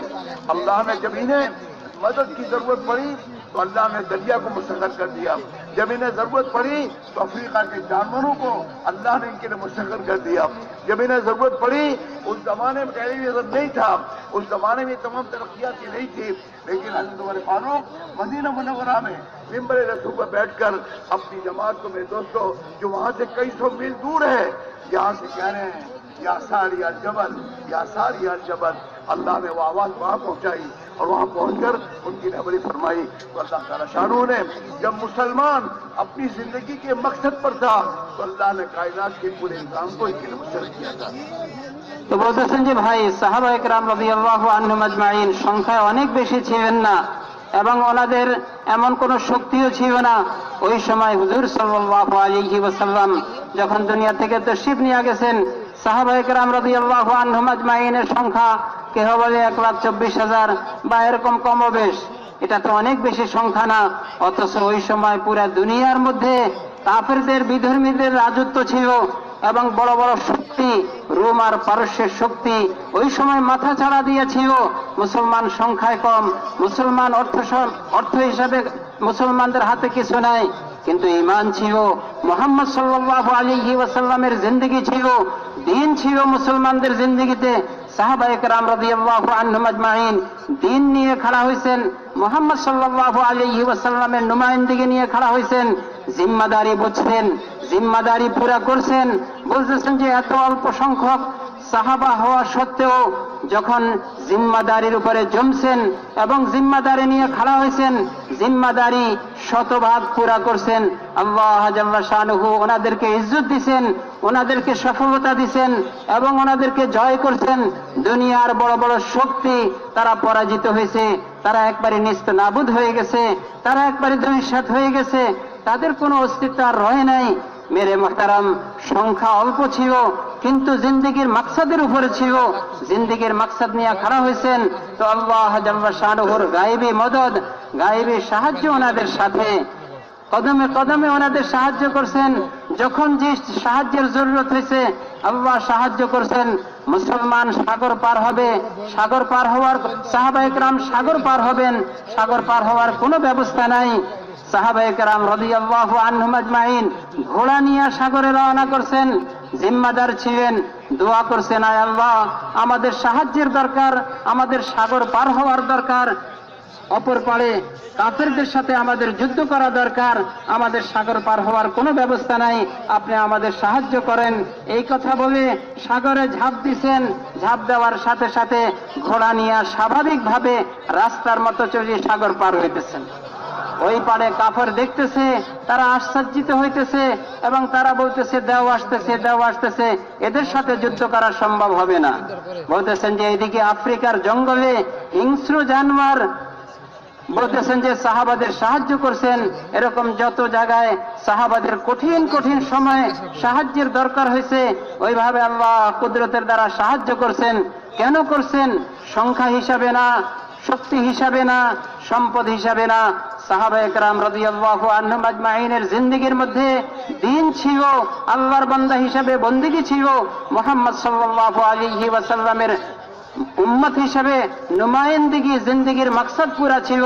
তো আল্লাহ জাল্লা শানুহু কদমে কদমে ওনাদেরকে সাহায্য করছেন, সমস্ত শক্তিকে পরাজিত করছেন এবং মুসলমান সাহাবাদেরকে উঁচা করছেন। বলতেছেন যে ভাই, আজকেও যদি আমরা আমাদের জিন্দেগীর মাকসাদ বুঝি, আমরা মুসলমান হিসাবে আমাদের কাম কি, আমাদের জিন্দেগীর মাকসাদ কি, মুহাম্মদ সাল্লাল্লাহু আলাইহি ওয়াসাল্লামের উম্মত হিসাবে আমাদের জিন্দেগীর মাকসাদ কি, নুমায়েন্দিগির জিম্মাদারি আমরা পুরা করি, আমরা খাড়া হই। বলতেছেন যে আল্লাহ জাল্লা শানুহু আমাদের ওইভাবে সাহায্য করবেন, কঠিন কঠিন সময়ে আমাদেরকে কুদরত দিয়ে সাহায্য করবেন। আল্লাহ পাকের মদদ আর সাহায্য কামের সাথে, আল্লাহ পাকের মদদ আর সাহায্য সিফাতের সাথে। বলতেছেন যে ভাই, যখন আমরা আমাদের জিম্মাদারি পুরা করব, আমরা আমাদেরকে চিনব, আমাদের কামকে বুঝবো এবং কাম নিয়ে খাড়া হব, আল্লাহ কদমে কদমে গায়েবে নুসরত করবেন আমাদের। হযরত ওমর রাদিয়াল্লাহু আনহু বলতেছেন যে হযরত ওমর রাদিয়াল্লাহু আনহু কোথায়? মদিনাতে। ওই সময় তো এত উন্নতি ছিল না, এত জিনিসের আবিষ্কার ছিল না। হযরত ওমর রাদিয়াল্লাহু আনহু মদিনাতে, এবং উনি যে জামাত পাঠাইছেন শত শত মাইল দূরে, সেখানে হযরত ওমর রাদিয়াল্লাহু আনহু মিম্বরে দাঁড়ায় ওই জামাতকে ডিরেকশন, ওই জামাতকে এরিয়া করতেছেন। বলতেছেন যে হে সারিয়া, তুমি যা পাহাড়ের দিকে ধরো। বলতেছেন যে ওই আওয়াজ মদিনা থেকে আল্লাহ কুদরতের দ্বারা সেখানে পৌঁছাই দিয়েছেন। ওখানে জিম্মাদার এই আওয়াজ শুনে যেইভাবে হযরত ওমর রাদিয়াল্লাহু আনহু বলছেন, ওইভাবে পুরা করছেন। আল্লাহ সেখানে যুদ্ধের মধ্যে জয়দান করছেন। 1 মাস পরে আসার পরে জিজ্ঞাসা করছেন, হ্যাঁ আমরা ওই সময় মতো ওই সময়, এবং সময়ও একবারই নির্দিষ্ট সময়, ওই সময় আমরা আওয়াজ শুনছি এবং আওয়াজ হিসাবে আমরা করছি, তো আল্লাহ আমাদেরকে যুদ্ধের মধ্যে জয়দান করছে। मेरे अजीज मेरे भाइयों, साहबा दुनिया वाले इन दुनिया के इंसानों के दुश्मन बन के नहीं रहे। वो किसी के दुश्मन नहीं थे, वो सबके हमदर्द थे। वो सबकी हमदर्दी में इनके पास गए हैं। इन्हें मुल्क नहीं चाहिए था, दुनिया का मुल्क, जमीनों के, वो मेरे दोस्तों इसके लिए नहीं जाते थे। वो तो दुनिया के इंसानों को अल्लाह के गजब और गुस्से से निकालकर अल्लाह की रहमत में दाखिल करने की फिक्र से जाते थे। इसलिए जब भी किसी जगह पर गए हैं, उनसे एक ही बात कही है, हम तुम्हारे मुल्क को माल को लेने के लिए नहीं आए, हमें तुम्हारा मुल्क को माल नहीं चाहिए। हमारी फिक्र तो यह है, जैसे हम अपनी आखिरत को बना रहे हैं, तुम्हारी आखिरत बन जाए। क्योंकि दुनिया की जिंदगी वक्ती है, मौत के बाद इंसान आखिरत मुस्तकिल होगा और वहाँ इंसान के लिए हमेशा की जन्नत है, हमेशा की जहन्नम है। आखिरत की हमेशा की जहन्नम से बचाने के लिए तुम्हें आए हैं। लिहाजा तुम हमारी बात को मानो। अगर तुम हमारी बात को मान लोगे, अल्लाह के बंदे बन जाओगे, हम तो हमारी जिम्मेदारी के लिए आगे बढ़ेंगे। हमें तुम्हारा मुल्क नहीं चाहिए और हमें तुम्हारी हुकूमत नहीं चाहिए। तुम्हारा मुल्क, तुम्हारी हुकूमत है, तुम्हें मुबारक। तुम अल्लाह के बंदे बनकर और अल्लाह के नबी के उम्मती बनकर जिंदगी गुजारो। अल्लाह तुम्हें दुनिया और आखिरत में कामयाब कर देगा। তো বলতেছেন যে ভাই, মুসলমান যে দুনিয়াতে, সাহাবায়ে কেরাম দুনিয়াতে সফর করছেন, কাহাকেও দুশ্মন মনে করে সফর করেন নাই, কাফেরদেরকে দুশ্মন মনে করেন নাই। ওনাদের উদ্দেশ্য ছিল এক একজনকে জাহান্নাম থেকে বাঁচানো, এক একজনকে জান্নাতি বানানো। তো বলতেছেন যে ভাই দুশ্মনী ওনাদের দিকে ছিল না এবং কাহাকেও দুশ্মন মনে করেন নাই এবং কাহারও সম্পদ ছিনাইবার জন্য যান নাই, কাহারও ব্যবসা বাণিজ্য ছিনাইবার জন্য যান নাই এবং কাহারও হুকুমত ছিনাই নিয়ে নিজে এটার উপরে উঠবেন তার জন্য যান নাই। মুসলমানদের উদ্দেশ্যই ছিল মুসলমানদের দিলের মধ্যে, সাহাবাদের দিলের মধ্যে সমস্ত মানুষের খায়ের খাই ছিল এবং সমস্ত মানুষের হিত কামনা ছিল এবং সমস্ত মানুষকে দ্বীনের উপর আনার এক জজবা ছিল, দ্বীনের উপরে আনার এক আগ্রহ ছিল। এবং এর জন্যই ভাই মেহরবানি করে যারা হাঁটাচলা করতেছে ভাই মেহরবানি করে একটু বসে পড়ি, আশেপাশের ভাইরা মহব্বতের সাথে বসাই দিই, একটু পরেই তো আমাদেরকে জরুরতের জন্য যাওয়ার সুযোগ দিবেন ইনশাআল্লাহ, বেশি লম্বা সময় হবে না, এই জন্য আমরা একটু হাঁটাচলা না করি, আশেপাশের ভাইরা মহব্বতের সাথে একটু বসাই দিই। ও ভাই মহব্বতের সাথে একটু বসাই দিই, ভাই মহব্বতের সাথে একটু বসাই দিই, ওনাদেরকে একটু বসাই দিই। ভাই একবারই সামনে দিয়ে হাঁটা চলা এটা বড় অসুন্দর দেখা যায়, এই জন্য মহব্বতের সাথে ভাইদেরকে বসাই দিই। ইনশাআল্লাহ জরুরতের সময় দেওয়া হবে, তারপরে ইনশাআল্লাহ নামাজ হবে, জরুরতের সময় লম্বা সময় দেওয়া হবে। ও ভাই একটু বসাই দিই, একটু বসে পড়ে ভাই মেহরবানি করে বসে, ভাই মেহরবানি করে একটু বসে পড়ি, মাশাআল্লাহ একটু বসে পড়ি। আশেপাশের ভাইরা মহব্বতের সাথে বসাই, আশেপাশের ভাইরা মহব্বতের সাথে ভাইদেরকে একটু বসাই দিই। তো বলতেছেন যে ভাই সাহাবায়ে কেরাম রাদিয়াল্লাহু আনহুম আজমাইনের দিলের জজবা কেমন ছিল, দিলের চাহাত কেমন ছিল। দুনিয়ার কোনো উদ্দেশ্য ছিল না, দুনিয়ার জন্য কোনো জান নাই, দুনিয়ার কোনো বাদশাহী, দুনিয়ার কোনো সম্পদ নেওয়ার জন্য সাহাবায়ে কেরাম কোনো দেশে যান নাই, কাহাকেও দুশমনও মনে করেন নাই। ওনাদের ঘোষণাই এটা ছিল ইন্নামা হিমামুনাল আখিরা, আমাদের উদ্দেশ্য একমাত্র আখিরাত, আমরা তোমাদের নিকটে আমাদের আখিরাত বানানোর জন্য আসছি এবং তোমাদেরকেও আখিরাতের ফিকির দেওয়ার জন্য আসছি, যে আমাদের সামনে আখিরাতের জিন্দেগি, এই জিন্দেগির উপরে নির্ভর করবে আখিরাতের সুখ শান্তি। এইভাবে আখিরাতকে সামনে নিয়ে এবং সমস্ত মানুষকে আখিরাতের ফিকিরের উপর উঠাইবার জন্য, আখিরাতওয়ালা বানাইবার জন্য, আখিরাতের আমলের উপর উঠাইবার জন্য, জিন্দেগি দ্বীনের উপর উঠাইবার জন্য, জিন্দেগি দ্বীনের উপরে আনার জন্য এক ফিকির নিয়া সাহাবায়ে কেরাম রাদিয়াল্লাহু আনহুম আজমাইন মানুষের দ্বারে দ্বারে ফিরতেন, দেশকে দেশ ফিরতেন। যখন ওই দেশবাসী ওনাদের দাওয়াতকে গ্রহণ করতেন এবং ওনাদেরকে দ্বীনকে গ্রহণ করতেন, দ্বীনের উপর উঠতেন, ওনারা এই কথাটা বলতেন, তোমাদের দেশ তোমাদের হাতে, তোমাদের বাদশাহী তোমাদের হাতে, তোমাদের কুরসি তোমাদের হাতে, আমরা এগুলোর জন্য আসি নাই, তোমরা এটার মধ্যে থাকো, তোমরা এটাই ব্যবহার করো এবং তোমরা দ্বীন মতো চলো, দ্বীন দুনিয়ার মধ্যে জিন্দা হওয়ার এক ফিকির নিয়ে চলো, আমাদের এগুলির কোনো দরকার নাই, আমরা সামনে বাড়তেছি। বলতেছেন যে সাহাবায়ে কেরাম রাদিয়াল্লাহু আনহুম আজমাইনের এক ফিকির আর দরদ আর ব্যথা আর বেচৈনি এবং এক মহব্বত আনা, বলতেছেন যে মানুষের দরদের সাথে মানুষের সামনে যাওয়া, কাহাকেও দুশমন মনে করতেন না। ওনাদের এই মেহনতের দ্বারা আল্লাহ দেশকে দেশ পরিবর্তন করে দিয়েছেন, দেশকে দেশ জয় করে দিয়েছেন এবং দেশকে দেশ ওনারা তাদের দেশেই ছিল। সাহাবায়ে কেরাম সামনে চলছেন, যেহেতু ওনাদের সামনে দুনিয়া ছিল না, ওনাদের সামনে একমাত্র আখিরাত ছিল। मेरे अज़ीज़ मेरे भाइयों, दुनिया के इंसानों का मसला भूख प्यास का नहीं है, ये दुनिया की भूख प्यास तो एक दिन खत्म हो जाएगी। हमारा पूरी दुनिया के इंसानों का मसला मौत के बाद का है, मौत के बाद की अबदी जिंदगी का है। मेरे भाइयों, सोचने की बात है। ये जिंदगी दुनिया की वक्ती है, 40, 50, 60, 70 साल जिंदगी है, फिर आदमी मर जाएगा, इस दुनिया को छोड़ के चला जाएगा। लेकिन मौत के बाद की अबदी जिंदगी है। और जनाब रसूलुल्लाह सल्लल्लाहु अलैहि वसल्लम ने कसम खा के फरमाया है कि मैं उस अल्लाह की कसम खा के कहता हूं जिसके हाथ में मेरी जान है, मौत के बाद इंसानों के लिए दो जगहों से एक जगह ठिकाना इनका है, या तो हमेशा की जन्नत है या हमेशा की जहन्नम है। इंसान अगर ईमान के बगैर और अल्लाह का नाफरमान बनकर अल्लाह को नाराज करके मर के गया होगा तो मेरे दोस्त हमेशा की जहन्नम है। अब और आप सोचें, हमारे सामने अगर कोई आदमी आग में गिरना चाहे, हम क्या उसको गिरने देंगे? कहीं गिरने देंगे? मेरे दोस्तों, आज दुनिया के लाखों इंसान रोजाना बगैर ईमान के मर कर जा रहे हैं और जहन्नम का एजेंट बन रहे हैं, और हम मेरे दोस्तों इसका फिक्र नहीं कर रहे। इसलिए मेरे भाइयों, हमारी जिम्मे ये काम, हमारी जिम्मेदारी है मेरे दोस्तों, हम अपने आप को भी जहन्नम से बचाएं। कुरान पाक में अल्लाह ने ईमान वालों से कहा है या अय्युहल्लज़ीना आमनू ओ अनफुसकुम व अहलीकुम नारा, ओ ईमान वालो अपने आप को अपने बाल बच्चों को जहन्नम की आग से बचाओ। अल्लाह फरमाते हैं कुरान पाक का ये हुक्म जो है ईमान वालों को है, जहन्नम की आग से बचाने का क्या मतलब है? फरमाया इस आयत की तफसीर ये है कि अपने आप को दीनदार बनाओ और अपनी औलाद को दीनदार बनाओ ताकि जहन्नम की आग से बच जाए।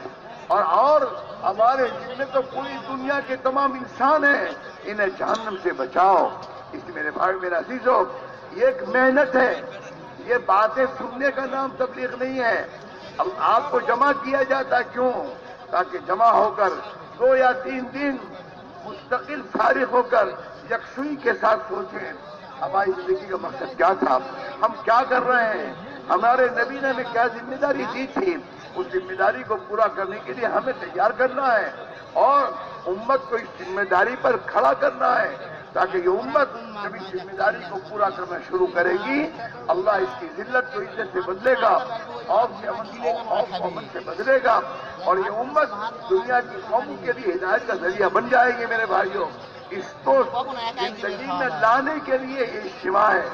इज्तिमा कहने सुनना और फिर घर चला जाना ये नहीं है मेरे भाइयों, बल्कि हर मुसलमान को सोचना है कि मेरी जिम्मेदारी क्या है और इस जिम्मेदारी को मुझे कैसे पूरा करना। इसलिए मौत के बाद हमें अपनी जिम्मेदारी के बारे में पूछा जाएगा और हम अपनी जिम्मेदारी का जवाब देना पड़ेगा मेरे भाइयों। इसलिए मेरे भाइयों, ये इज्तिमा के माने यही है, हम और आप ये सोचें मैं बीवी वाला हूँ, मैं बच्चे वाला हूँ, मैं कारोबार वाला हूँ, मैं अल्लाह के नबी का उम्मती भी तो हूँ। मेरे कारोबार के लिए मेरे पास वक्त है, मेरे बीवी बच्चों के पास मेरे पास वक्त है। मैं अल्लाह के नबी, मैं अल्लाह का बंदा हूँ, नबी का उम्मती हूँ। मेरे जिंदगी ये दीन की मेहनत अल्लाह के नबी ने की है, इस दीन की मेहनत को मैं अपनी जिंदगी में दाखिल करूंगा। याद रखिए, दीन बगैर मेहनत के जिंदगी में नहीं आएगा, दीन बगैर मेहनत के जिंदगियों में नहीं आएगा और दीन की जिंदगियों में आए बगैर ये मुसलमान न जिल्लत से निकलेगा और ये मुसलमान न मुसीबतों से निजात पाएगा। दीन के जिंदगियों में आने पर ही इसके तमाम मसाइल का हल है। इसके तमाम मसाइल का हल अल्लाह के दीन के जिंदगियों में आने पर है और अल्लाह का दीन जिंदगियों से, घरों से, मुल्कों से जब निकलेगा तो अल्लाह की तरफ से आसमानों से मुसलमान के लिए जिल्लत के और मुसीबतों के फैसले होंगे और इस जिल्लत और मुसीबत को कोई नहीं हटा सकता। इसलिए मेरे भाइयों, हम और आप अपनी जिंदगी के रुख को बदलें और अपने आप को अल्लाह का बंदा, नबी का उम्मती करार देकर इस दीन की मेहनत के लिए कदम उठाएं, अपनी जान माल को दीन की मेहनत में लगाएं। नबी वाली मेहनत में जब जान माल लगाएंगे, अल्लाह नबी वाली जिंदगी देगा, नबी वाला फिक्र देगा, नबी वाला दर्द गम देगा, नबी वाला ये दोस्तों मददें हमारे साथ होंगी अगर हमने अपने आप को अपनी नबी वाली मेहनत के लिए अपने आप को फारिग किया। তো বলতেছেন যে ভাই, দুনিয়ার মাসলা তো আসল মাসলা না, আসল সমস্যা না, এটা ভোগ পিপাসা এবং দুনিয়ার যেই সমস্ত জরুরত মনে করি যার জন্য আমরা সর্বদাই পেরেশান এবং সর্বদাই এটাকে বড় গুরুত্ব মনে করি। বলতেছেন যে ভাই, দুনিয়ার ভোগ পিপাসা এগুলি বড় কোনো সমস্যা না, একটু খাইলে ভোগ দূর হয়ে যায়, একটু পান করলে পিপাসা দূর হয়ে যায়। দুনিয়ার ভোগ পিপাসা আসল ভোগ পিপাসা না। বলতেছেন যে আসল সমস্যা হয়েছে মৃত্যুর পর থেকে নিয়ে, কবর থেকে নিয়ে আবাদুল আবাদ জিন্দেগি, যেই জিন্দেগির শুরু হবে শেষ হবে না, যেই জিন্দেগি শুরু হবে আর কোনোদিন শেষ হবে না। এটা বলতেছেন যে ভাই, আখিরাতের জিন্দেগি আসল জিন্দেগি এবং সেখানের সমস্যা আসল সমস্যা, সেখানের ভোগ আসল ভোগ, সেখানের পিপাসা আসল পিপাসা, সেখানে বড় বড় সমস্যাগুলি আসল সমস্যা। হুজুর সাল্লাল্লাহু আলাইহি ওয়াসাল্লাম কসম খাই বলতেছেন, আল্লাহ পাকের কসম খাই বলতেছেন, আমি কসম খাই বলতেছি মৃত্যুর পরে দুইটাই ঠিকানা, তৃতীয় কোনো ঠিকানা নাই। একটা ঠিকানা হয়েছে জান্নাতের ঠিকানা, আরেকটা ঠিকানা হয়েছে জাহান্নামের ঠিকানা। বলতেছেন যে দুইটার যে কোনো একটার মধ্যে মানুষ থাকবে যদি জিন্দেগি আল্লাহ পাকের হুকুম মতো বানায় যায়, নবীর তরিকা মতো বানায় যায়, বলতেছেন যে তখন তো তার ঠিকানা আসল ঠিকানা হবে। আর যদি নাকি নবীর তরিকার খেলাফ, আল্লাহ পাকের হুকুমের খেলাফ জিন্দেগি চালাই যায়, তো বলতেছেন যে ভাই আমাদের জিন্দেগি, দুনিয়ার জিন্দেগি এটা বড় আসল জিন্দেগি, বড় গুরুত্বপূর্ণ জিন্দেগি। এই জিন্দেগির মধ্যেই আখিরাতের সমস্যার সমাধানের ব্যবস্থা। বলতেছেন যে ওই সমাধানটা এখান থেকেই করে নিতে হবে। এজন্য আসল সমস্যাটা আমরা বোঝা দরকার। আসল সমস্যা কি, আমাদের কোথায় আসল সমস্যা এবং এই সমস্যার সমাধান কি। তিনি বলতেছেন যে ভাই ঠিকানা তো দুইটাই, তৃতীয় কোনো ঠিকানা নাই। একটা ঠিকানা হয়েছে জান্নাতের ঠিকানা, আর একটা ঠিকানা হয়েছে জাহান্নামের ঠিকানা। এই ঠিকানাগুলি এখান থেকেই ব্যবস্থা করে নিতে হবে। তিনি বলতেছেন যে ভাই এই জন্য আমাদের জিন্দেগিকে আমরা বুঝি, আমাদের জিন্দেগির গুরুত্ব কি, আমাদের মুসলমান হওয়ার গুরুত্ব কি, আমাদের হুজুর সাল্লাল্লাহু আলাইহি ওয়াসাল্লামের উম্মত হওয়ার গুরুত্ব কি। বলতেছেন যে ভাই আমরা যে ইজতেমায় আসছি, এই ইজতেমার উদ্দেশ্য এটা না আমরা 3 দিন কথাবার্তা শুনি বলে চলে যাব, শোনা হয়েছে একটা আমল হয়েছে চলে যাব না। আমি বোঝা দরকার আমি কে, আমি মুসলমান, আমি আল্লাহ পাকের বান্দা, আমি মুহাম্মদ সাল্লাল্লাহু আলাইহি ওয়াসাল্লামের উম্মত। আমার জিন্দেগির মাকসাদ কি আমি বোঝা দরকার, এবং এটাও চিন্তা করা দরকার আমার জিন্দেগির যতটুকু সময় অতিবাহিত হয়ে গেছে, এই অতিবাহিত হওয়ার সময় আমি কি করছি আমি এটা বুঝলাম কিনা, এবং ওই অনুযায়ী আমি আমার জানমাল লাগাইলাম কিনা। বলতেছেন যে ভাই এটাও আমাদের চিন্তার বিষয়। তিনি বলতেছেন যে ভাই আজকে আমরা 3 দিন এখানে এই কথাগুলি শোনার জন্য, এবং আমরা আমাদের মধ্যে এক চিন্তা, এক ব্যথা আর বেচাইনি আসার জন্য যে আমি তো মুহাম্মদ সাল্লাল্লাহু আলাইহি ওয়াসাল্লামের উম্মত, আমার জিন্দেগির মাকসাদ আছে, আমার জিন্দেগির উদ্দেশ্য আছে হুজুর সাল্লাল্লাহু আলাইহি ওয়াসাল্লামের উম্মত হিসাবে পুরা মানব জাতির দরদি হয়ে, পুরা মানব জাতির দিলের মধ্যে ব্যথা আর বেচাইনি নিয়ে, যেরকম হুজুর সাল্লাল্লাহু আলাইহি ওয়াসাল্লাম পুরা আমাদের নবী হয়ে কিয়ামত পর্যন্ত উম্মতের দরদের সাথে এক একজন মানুষের খায়ের কাহির জজবার সাথে মানুষকে জাহান্নাম থেকে মুক্ত করার এক দরদ নিয়ে যাইতেন। আমরা তো ওই নবীর উম্মত, আমারও তো জিম্মাদারি এটা, আমারও তো দিলের মধ্যে এই ব্যথা আসা দরকার ছিল, এই জজবা আসার দরকার ছিল, এই বেচাইনি আসার দরকার ছিল। আমি কি এই মাকসাদকে বুঝছি এবং এই মাকসাদ অনুযায়ী আমার কতটুকু কদম চলছে।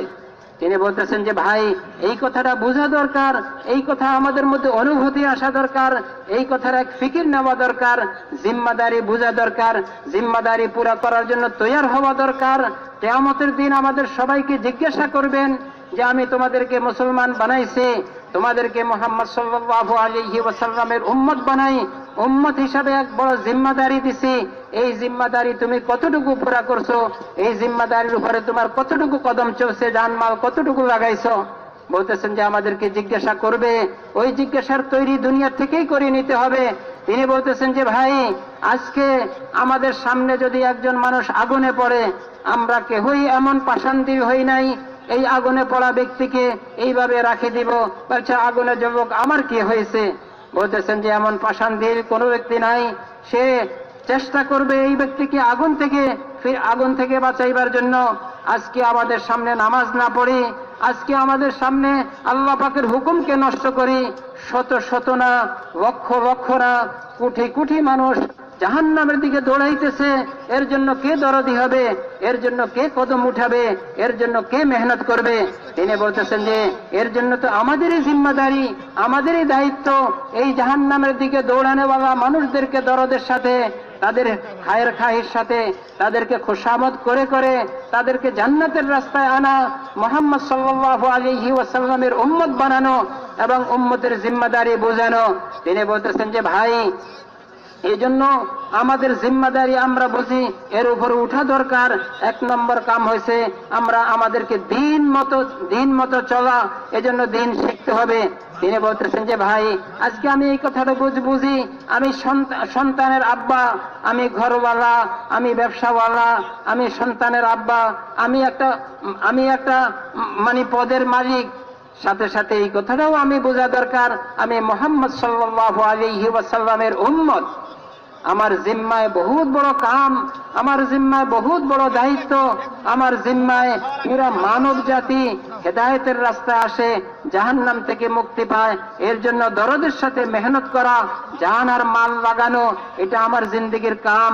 হুজুর সাল্লাল্লাহু আলাইহি ওয়াসাল্লামের উম্মত হিসাবে আমার জিম্মাদারি। তিনি বলতেছেন যে ভাই, এজন্য প্রথম তো এক কাম হয়েছে, আমি দ্বীন শিখতে হবে। বলতেছেন যে ভাই, দ্বীন শিখার জন্য মেহনত করতে হবে, মেহনত ছাড়া দ্বীন আসবে না। আর দ্বীন বলতেছেন যে ভাই, পুরা দুনিয়ার মধ্যে প্রসার আর প্রসার হওয়ার জন্য, এর জন্য আমি কদম উঠাইতে হবে, জান আর মাল লাগাইতে হবে, পুরা দুনিয়ার মধ্যে মেহনত নিয়ে দাঁড়াইতে হবে। তিনি বলতেছেন যে ভাই, যখন আমি মেহনত নিয়ে দাঁড়াবো, দিনদারির সাথে আমি দ্বীন শিখছি, দ্বীনের মেহনতের জন্য কদম উঠাইতেছি, তো আল্লাহ জাল্লা শানুহুর ওয়াদা, এমন কদম উঠানে ওয়ালাদের আল্লাহ পাকে গায়েবে সাহায্য করবেন, আল্লাহ জাল্লা শানুহু মদত করবেন, আল্লাহ জাল্লা শানুহু তার সব দিকগুলি দেখবেন। এজন্য বলতেছেন যে ভাই, আমাদের কামকে আমরা বুঝি।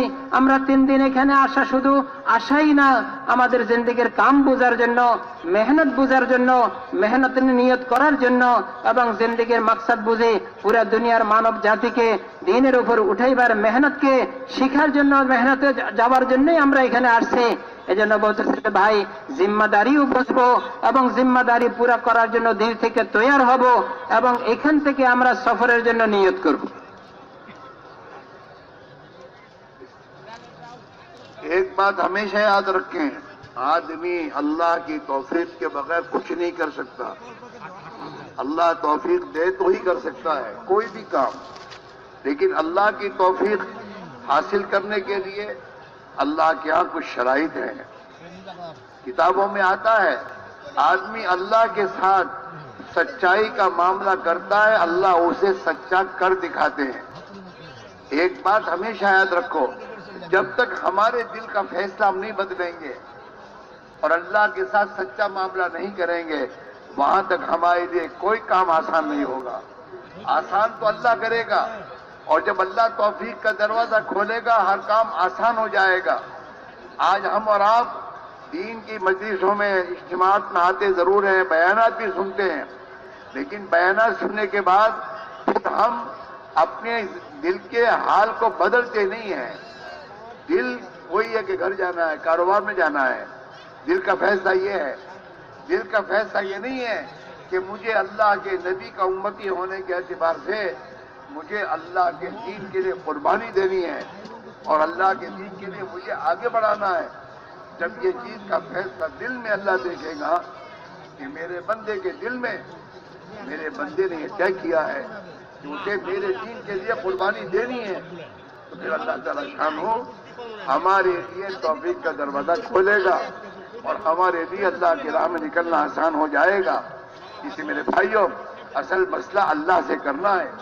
हम ये सोचें कि मेरे नबी अलैहिस्सलाम ने अपनी जिंदगी को कहाँ छुपाया, दुनिया पर तो नहीं छुपाया। अल्लाह के दीन के लिए आपने कुर्बानियां दी हैं, और अल्लाह के दीन के लिए अपने घर में चूल्हा नहीं जला 2-2 महीने आपने बर्दाश्त किया है, दीन के खातिर कुर्बानी दी। आपके सहाबा ने दीन के खातिर कुर्बानी दी, और उस कुर्बानी के नतीजे में हम मुसलमान हैं, उनकी कुर्बानियों के नतीजे में मुसलमान हैं। मेरे भाइयों, हम और आप नबी के नक्श कदम पर जब कुर्बानी देने का फैसला करेंगे कि नहीं, हमें भी अपने प्यारे नबी अलैहिस्सलाम की तरह अल्लाह के दीन के लिए अपने आप को थकाना है, कुर्बानी देनी है, जब इस बात का फैसला करोगे, अल्लाह हमारी अंदर की सच्चाई को देखेगा, अल्लाह ऊपर फैसला करेगा, ठीक है, फिर हमारे लिए सब आसान हो जाएगा। इसलिए मेरे भाइयों, इधर उधर मत देखो, मौत तक मौका है, मौत तक मौका है, फिर ये मौका हाथ से निकल जाएगा, फिर बाद में पछताने से कुछ नहीं होगा। और मौत का कुछ पता नहीं है कब मौत आ जाए, और अल्लाह की मदद का वादा यकीनी है कि अल्लाह ताला इस बात को कह रहे हैं, अगर तुम मेरे दीन की मदद के लिए कदम उठाओगे, मैं तुम्हारी जरूर मदद करूंगा। नबी की दुआएं हमारे साथ हैं, ऐ अल्लाह जो मेरे दीन की मदद करे तो उसकी मदद कर। इन बातों को सामने रखकर अगर सोचकर अपने बारे में कुछ फैसला करोगे, अल्लाह हमारे लिए आसान कर देगा। लिहाजा मेरे भाइयों, इज्तिमा में फैसला करना होता है कि नहीं, अब घर से निकल कर आए हैं, अल्लाह के दीन का तकाजा है, हमें यहीं से अल्लाह के राह में 4 महीने के लिए और दीन के तकाजों के एतबार से मुझे अपने आप को तैयार करना है, और अल्लाह की मदद की बुनियाद पर हम चलें, अल्लाह हमारी मदद करेगा। लिहाजा एक मजमा अपने बारे में तय करो और फैसला करो कि इज्तिमा से हमें अल्लाह के राह में निकलना है और 4-4 महीने के लिए और साल के लिए जो भी तकाजे हों उन तकाजों के एतबार से अपने आप को आगे बढ़ाना है। हम कदम उठाएंगे, अल्लाह अपनी मदद का हाथ बढ़ाकर हमें ले लेगा। তো বলতেছেন যে ভাই আল্লাহ পাক তৌফিক দিলেই আমরা করতে পারবো, আল্লাহ পাকের তৌফিক ছাড়া, আল্লাহ তৌফিক না দিলে আমরা করতে পারবো না, আল্লাহ পাকের তৌফিকের দ্বারাই আমরা করতে পারবো। তিনি বলতেছেন যে ভাই তৌফিক কখন দিবে? তৌফিক দেওয়ার জন্য তো আল্লাহ পাকের কিছু শারায়েত আছে, নিয়ম আছে। বান্দা যখন দিল থেকে আল্লাহকে সত্য করে দেখাইবে তা আল্লাহ এটাকে সত্য প্রমাণিত করে দিবেন। যখন আমাদের দিলের অবস্থা ঠিক হয়ে যাবে, দিলের মধ্যে সত্যের এক নিয়ত আসবে, তা আল্লাহ এটাকে পরিপূর্ণ করে দেখাই দিবেন। তিনি বলতেছেন যে ভাই আমরা ইজতেমায় আসছি, অনেকের নিয়ত হয়েছে আচ্ছা আসছি 3 দিন পরে চলে যাব। বলতেছেন যে ভাই চলে যাওয়ার সিদ্ধান্ত তো আসল সিদ্ধান্ত না। আমি তো এখানে আসছি দিনের তাকাজা বোঝার জন্য, তাকাজা শোনার জন্য। আমার জিম্মাদারি কি, আমার দায়িত্ব কি, আমি এতদিন কি কমি হয়েছে যেটার দ্বারা আমার এত ক্ষতি হইল, আমি আগে বাড়তে পারলাম না, আমার করণীয় কি, আমি মুহাম্মদ সাল্লাল্লাহু আলাইহি ওয়াসাল্লামের উম্মত হিসেবে জিম্মাদারি কি, এই জিম্মাদারি পুরা করার জন্য আমি দিল থেকে যদি নিয়ত করি, দিল থেকে যদি আমি এই কথার সিদ্ধান্ত নিই যে না আমি আমার জিম্মাদারি পুরা করব, হুজুর সাল্লাল্লাহু আলাইহি ওয়াসাল্লামের উম্মত হিসেবে আমার যে আসল জিম্মাদারি ছিল, আমার যে আসল পরিচিতি ছিল, আমার যে আসল পরিচিতি ছিল, এই পরিচিতি এই জিম্মাদারি আমি পুরা করব। তো বলতেছে যে ভাই আমি যখন নাকি আমার দিলের মধ্যে এই কথাটাকে সিদ্ধান্ত নিব, আমার দিলের অবস্থাটাকে পরিবর্তন করব, আমার দিলের অবস্থার মধ্যে বলতেছেন যে আমি যখন আবার নিয়তকে সহি করব এবং আমি আমার জিম্মাদারি পুরা করার জন্য পাক্কা নিয়ত করব, তো আল্লাহ জাল্লা শানুহু এটাকে সত্যি প্রমাণিত করে দেখাবেন, আল্লাহ তৌফিক দিয়ে দিবেন, আল্লাহ সব কাম সহজ করে দিবেন। তিনি বলতেছেন যে ভাই আল্লাহ সহজ করলে কোনোটাই কঠিন না, আল্লাহ কঠিন করলে কোনোটাই সহজ না। সহজ তখনই হবে যখন আমাদের দিলের অবস্থার পরিবর্তন হবে, আমাদের নিয়তের পরিবর্তন হবে। বলতেছেন যে আমরা এই মাজমা এই সিদ্ধান্ত নিব যখন, আল্লাহ তৌফিক তখনই দরওয়াজা খুলবেন যখন আমরা এই সিদ্ধান্ত নিব যে না আমি তো এক কাম করার জন্য আসছি, কামের মুজাকারা হইতেছে, আমার জিম্মাদারি বোঝানো হইতেছে, আমার কাম বোঝানো হইতেছে, মুহাম্মদ সাল্লাল্লাহু আলাইহি ওয়াসাল্লামের উম্মত হিসাবে আমার জিম্মাদারি বোঝানো হইতেছে এবং কুরবানির সাথে এই কামটা করা। বলতেছেন যে ভাই একটু কষ্ট করতেই হয়, একটু ত্যাগ করতেই হয়, আকপিস করতেই হয়। যখন কুরবানির সাথে আমি কাম পুরা করব তো আল্লাহ পাক কদমে কদমে আমাদের সাহায্য করবেন, গায়েবী নুসরত করবেন। বলতেছেন যে ভাই চিন্তা করার বিষয়, হুজুর সাল্লাল্লাহু আলাইহি ওয়াসাল্লাম আমাদের নবী, হুজুর সাল্লাল্লাহু আলাইহি ওয়াসাল্লাম কি পরিমাণ কুরবানির সাথে এই কামের তাকাজা পুরা করছেন, এই কামের জিম্মাদারি পুরা করছেন। হুজুর সাল্লাল্লাহু আলাইহি ওয়াসাল্লামের এই কামের জিম্মাদারি পুরা করতে যাই পেটে পাথর বাঁধতে হয়েছে, 2 মাস একাধারে ঘরে আগুন জ্বলে নাই, বরদাস্ত করছেন, কঠিন কঠিন অবস্থার সম্মুখীন হয়েছেন। বলতেছেন যে কাম পুরা করছেন, জিম্মাদারি পুরা করছেন, তো আল্লাহ দিনকে জিন্দা করে দিয়েছেন। সাহাবায়ে কেরাম রাদিয়াল্লাহু আনহুম আজমাইন কুরবানির একবারই আল্লাহ কুরবানির পরিমাণ দিয়ে আল্লাহকে খুশি করে দিয়েছেন। এত বেশি কুরবানি সাহাবাদের জিন্দেগি থেকে আল্লাহ খুশি হয়ে গেছেন, হেদায়েতের ফয়সালা করে দিয়েছেন, হেদায়েতকে আম করে দিয়েছেন।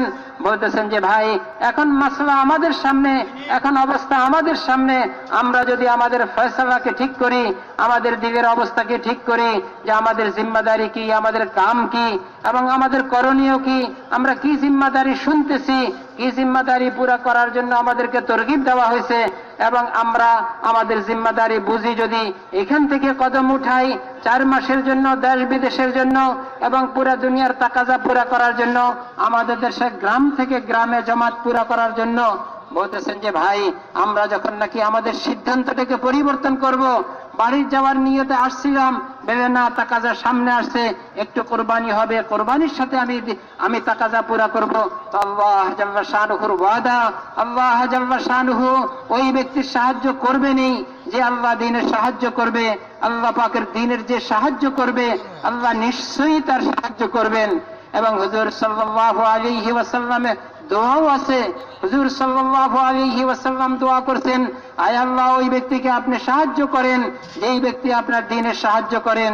বলতেছেন যে ভাই এটা দ্বীনের সাহায্য আমারও জিম্মাদারি, যখন নাকি আমি আমার জিম্মাদারি পুরা করব, দ্বীনের সাহায্য পুরা হবে তো আল্লাহ জাল্লা শানুহু সব অবস্থাকে পরিবর্তন করবেন, মন্দ অবস্থা থেকে ভালো দিয়ে পরিবর্তন করবেন, পেরেশানির অবস্থাকে আমন আমানের অবস্থা দিয়ে পরিবর্তন করবেন, এবং দুনিয়ার অবস্থা পরিবর্তন হবে, আমাদের অবস্থা পরিবর্তন হবে, দেশের অবস্থা পরিবর্তন হবে, আল্লাহ জিল্লতের অবস্থাকে ইজ্জত দিয়ে পরিবর্তন করে দিবেন। এই জন্য বলতেছেন যে ভাই কোরবানির সাথে তাকাজাকে আমরা দিলের মধ্যে নিই, দিলের নিয়তকে পরিবর্তন করে, তো আল্লাহ এই নিয়তকে সত্যি প্রমাণিত করে দেখাবেন, আল্লাহ তৌফিক দিয়ে দিবেন। যখন তৌফিক দিবেন সব কাম সহজ হয়ে যাবে। এই জন্য আল্লাহ পাকের সাথে আমাদের সচ্চা মুআমালা করব, তো আল্লাহ জাল্লা শানুহু আমাদের সব কাম সহজ করে দিবেন। इसलिए भाई दोस्तों, अल्लाह ने हमें और आपको इज्तिमा में पहुंचाया है। हमने अपने घर से इरादा किया कि हमें इज्तिमा में जाना है, अल्लाह ने हमें इज्तिमा में पहुंचा दिया। अब इज्तिमा में अगर आप ये तय करो कि हमें यहाँ से अल्लाह की राह में जाना है, अल्लाह यहाँ से अपनी राह में जाना भी आसान कर देगा। अल्लाह की मदद पर यकीन करते हुए अगर हम तय करें कि नहीं, अब अल्लाह ने हमें यहाँ पहुंचाया है और अल्लाह हमें आगे भी अल्लाह ही आसान करेगा, अल्लाह की वादों पर यकीन करते हुए और अपने हालात को देखे बगैर, हालात का बनाना हमारे हाथ में नहीं है, हालात का बनाना तो अल्लाह के हाथ में है। अल्लाह ताला के वादों पर यकीन करके हम आगे चलेंगे, अल्लाह ताला हमारी दुनिया और आखिरत बना देगा।